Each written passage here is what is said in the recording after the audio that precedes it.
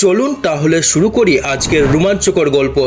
একটা দেশের কথা ভাবুন যেখানে 40% ইনফ্লুয়েশন, আন্তর্জাতিক নিষেধাজ্ঞা এবং নিজের দেশের মানুষেরই অখুশি থাকার মতো পরিস্থিতি। অথচ সেই দেশটাই আমেরিকা, ইসরায়েল, সৌদি আরবের মতো সুপার পাওয়ারদের ঘুম হারাম করে দিয়েছে। এটা কোনো অবিশ্বাস্য দেশ নয়, এটা আমাদের পৃথিবীর মধ্যে লুকিয়ে থাকা এক অবিশ্বাস্য প্যারাডক্সের নাম ইরান। কিভাবে সম্ভব হলো এমন কাণ্ড? কিভাবে এত সব সমস্যা নিয়ে ইরান গড়ে তুলেছে এক অদৃশ্য সাম্রাজ্য, যেটা শুধু মধ্যপ্রাচ্যে নয়, গোটা বিশ্বের নিরাপত্তা, তেলের বাজার আর আন্তর্জাতিক কূটনীতিতে প্রভাব ফেলেছে।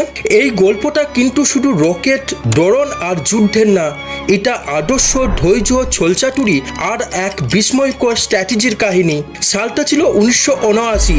গোটা ইরান তখন উত্তাল, হাজার হাজার মানুষ রাজপথে, তাদের মধ্যে একটাই স্লোগান, মার্কিন সাহস দূর হোক। এই স্লোগানে তেহরানের রাজপথে যেন প্রতিবাদ জানাচ্ছে তাদের বাসিন্দারা।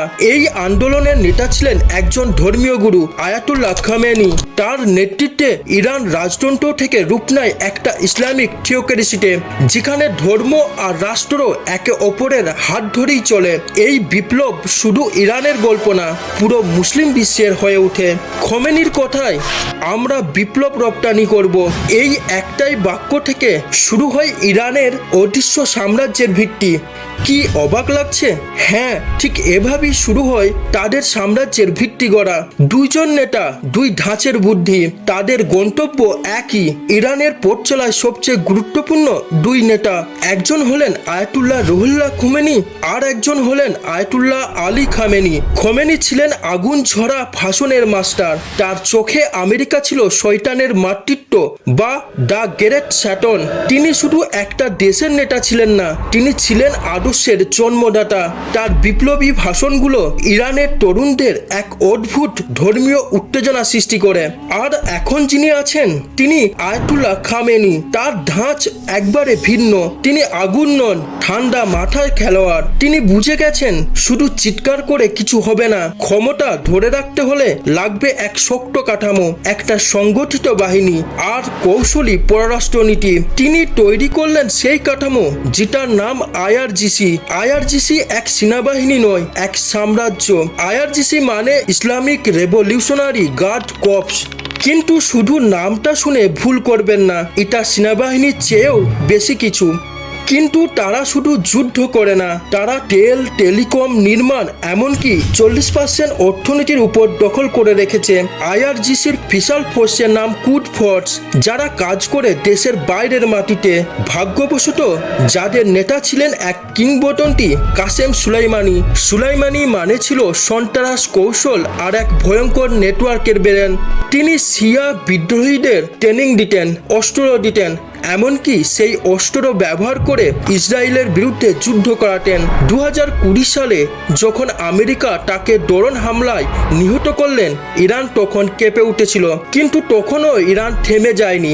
ইরানের নতুন নেতা ইসমাইল কায়ামি এখন সেই একই কাজ চালিয়ে যাচ্ছেন, আরো গোপনে, আরো সূক্ষ্মভাবে।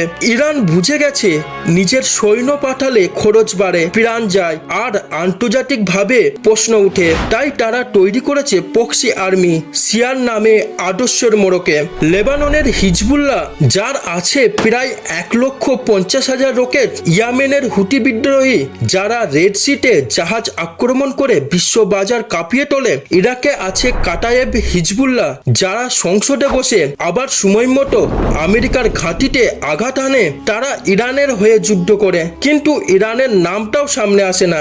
এই হলো ডিনাইবেল ওয়ারফেয়ার, এক ধরনের ছায়া যুদ্ধ, যেখানে আপনি থাকেন কিন্তু আপনার ছায়াটাও কেউ ধরতে পারে না। ইরান তো বাইরের জগতের মধ্যে তার সুরক্ষা নিশ্চিত করেছে, কিন্তু তার ভেতরে থাকা নিরাপত্তাকে কে নিশ্চিত করবে? তার জন্য ইরান তার দেশের মধ্যে এক বাহিনী তৈরি করেছে, তার নাম বাসিজ বাহিনী, এক স্বেচ্ছাসেবক মিলিশিয়া, যার সদস্য প্রায় 50 লক্ষ। তারা স্কুলে যায়, বাজারে থাকে, মেয়েদের পোশাক দেখে, ছেলেদের চুলের স্টাইল পর্যবেক্ষণ করে। কেউ নীতিভ্রষ্ট হলে তাদের সাজা দেয়। সবকিছুর পেছনে আছে একটা শিকড়। 1953 সালে আমেরিকা আর ব্রিটেন মিলে ইরানের প্রধানমন্ত্রী মুসাদ্দেককে সরিয়ে দেন, কারণ তিনি চেয়েছিলেন ইরানের তেল জাতীয়করণ করতে। তখন থেকেই ইরানের হৃদয়ে জমে থাকে ক্ষোভ। সেই ক্ষোভই আমেরিকার প্রতি অবিশ্বাস, আর সেই ক্ষোভই ইরানের স্ট্র্যাটেজির মূল ভিত্তি। এই টপিকের শেষে আমাদের মনের মধ্যে একটাই প্রশ্ন জাগে, ইরানের এই পর্দার আড়ালের শক্তির কথা যত শুনছি ততই কি আমরা বুঝতে পারছি এই দেশটা কেবল রাষ্ট্র নয়, একটা বুদ্ধির খেলা, একটা বিপ্লবের উত্তরাধিকারী, নাকি এক সময়ের প্রতিশোধ। অসংখ্য ধন্যবাদ সবাইকে। আমার কন্টেন্ট যদি ভালো লাগে তাহলে লাইক করবেন এবং সাবস্ক্রাইব করবেন।